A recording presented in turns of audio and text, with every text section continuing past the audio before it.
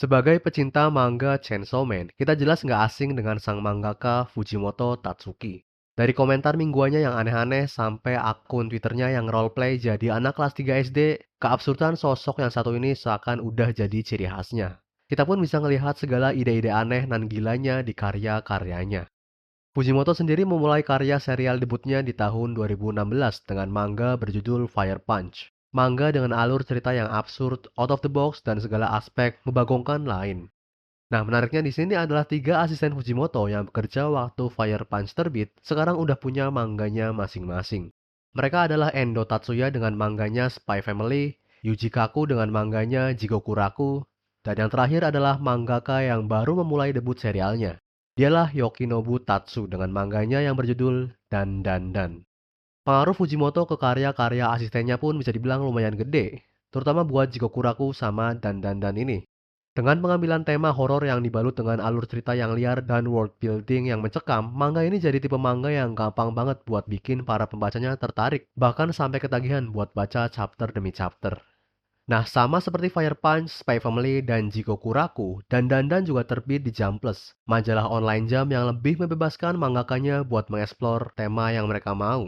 Dan yang gak kalah penting adalah manga-manga di sini lebih bebas buat menampilkan konten-konten dewasa, entah itu nudity atau adegan-adegan brutal penuh darah. Jadi seabsurd dan segila apa cerita yang dibawakan di manga dan Dandan ini? Langsung aja kita bahas gambaran ceritanya dari chapter 1. Manga ini bercerita tentang dua karakter utama, Momo dan Ken. Keduanya adalah murid yang statusnya benar-benar berlawanan di sekolah. Ken adalah si kutu buku yang gak punya teman dan sering dijahili di kelasnya. Sementara Momo adalah cewek populer yang baru aja putus dari pacarnya. Nah, suatu hari karena suatu insiden, keduanya terlibat dalam perdebatan. Perdebatan soal keberadaan dua makhluk misterius dan tak kasat mata, yaitu alien dan hantu. Ken percaya kalau alien itu ada dan nganggap kalau hantu cuma hayalan. Sementara Momo percaya kalau hantu itu ada dan alien cuma mitos. Akhirnya buat saling meyakinkan lawan debatnya, keduanya pun melakukan taruhan.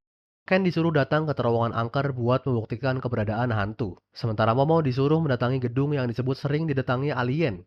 Kalau salah satu dari mereka bertemu dengan alien atau hantu, dia bakal dijadikan suruhan lawannya. Sesampainya ke tempat masing-masing, ternyata keduanya sama-sama dikejutkan oleh kehadiran dua makhluk menyeramkan.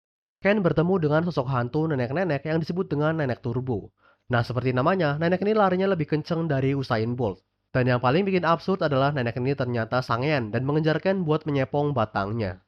Sementara itu, makhluk yang ditemui Momo juga nggak kalah sangenya. Mereka adalah alien yang di planetnya cuma dihuni laki-laki dan hanya bisa bereproduksi lewat cloning. Nah, mereka datang ke bumi buat menciptakan keturunan yang punya sistem reproduksi mirip manusia. Caranya dengan bercocok tanam dengan para wanita di bumi. Momo pun ditangkap dan si alien langsung menyiapkan batang besi mereka buat mencobloskannya ke goa Momo. Tapi tiba-tiba dari ponselnya muncul sosok makhluk yang sama-sama sangenya. Dialah si nenek turbo yang ternyata berhasil merasuki tubuh Ken. Nenek turbo pun langsung melahap batang besi para alien dan di situ mereka bertarung. Melihat Ken dirasuki oleh nenek turbo dan para alien juga nggak berhenti buat mencoba memasukkan batang mereka ke tubuhnya, disinilah kekuatan Momo terbangkit. Jadi Momo ini ternyata berasal dari keluarga dukun atau cenayang dan sering dianggap aneh oleh orang-orang luar. Momo pun sejak kecil sering diajari neneknya buat mengontrol semacam ki atau cakra di tubuhnya. Meski lama-lama Momo ngerasa malu dan malah membenci neneknya.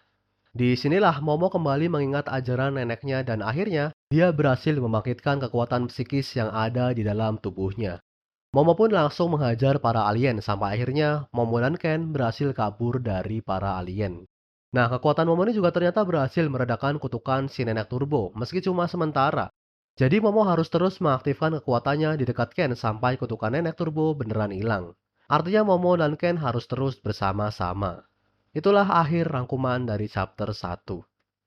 Nah, dari chapter 1 ini aja mungkin kalian udah bisa ngebayangin betapa gilanya manga ini. Dan rangkuman gue ini cuma ngebahas 70% isi ceritanya. Malah ada satu twist di chapter ini yang gue sengaja nggak bahas, karena gue pengen kalian ngerasain sendiri secara langsung. Waktu video ini dibikin, dan Dandan sendiri udah nyampe chapter 3, dan kedua chapter lanjutan ini juga lebih absurd dan gila lagi. Dan lagi-lagi berhubung gue pengen kalian buat ngerasain segala keanehan manga ini sendiri, gue nggak mau spoiler terlalu detail ke dua chapter lanjutannya. Jadi intinya di chapter 2 dan 3, Ken diajak oleh Momo buat mengunjungi kediamannya. Di sana Momo ingin menemui neneknya buat mencari cara melepas kutukan si nenek turbo dari Ken. Nah, chapter 2 pun berfokus ke bonding antara Momo dan Ken. Kita bakal menyaksikan pertarungan Momo dan Ken ngelawan alien yang desain dan kekuatannya lebih nyeremin dari sebelumnya. Sementara chapter ketiga, kita bakal diperkenalkan dengan nenek Momo yang tampang dan desainnya dijamin bikin kalian ikutan sange kayak para alien. Nah, dari 3 chapter sejauh ini aja, gue punya ekspektasi besar ke manga ini. Dengan ide cerita yang absurd dan out of the box, manga ini punya potensi buat terus membawakan cerita yang seru dan liar ke pembacanya. Apalagi dengan art style yang super keren. Desain-desain hantu dan alien di sini bener-bener kerasa aneh dan seakan bukan berasal dari dunia kita. Kita bisa ngerasain betapa seremnya mereka pas muncul di tiap-tiap halaman. Gue pribadi nggak sabar buat ngelihat kegilaan yang bakal disuguhkan di manga ini ke depan. Entah itu dari segi cerita maupun dari sisi world buildingnya sendiri. Ditambah lagi manga ini juga sempat direkomendasiin oleh Fujimoto dan Yuji Kaku, si mangaka Jigokuraku. Ya, meski ketiganya emang punya koneksi, tapi seenggaknya ini bisa jadi sinyal positif buat manga ini dari sisi marketing. Oke, segini aja video review awal atau bisa dibilang first impression buat manga dan dandan. Like dan share kalau kalian suka, komentar kalau kalian punya pendapat, kritik, atau saran. Subscribe kalau kalian tertarik dengan konten yang serupa dari Reko Manga. Akhir kata, selamat baca, sampai jumpa.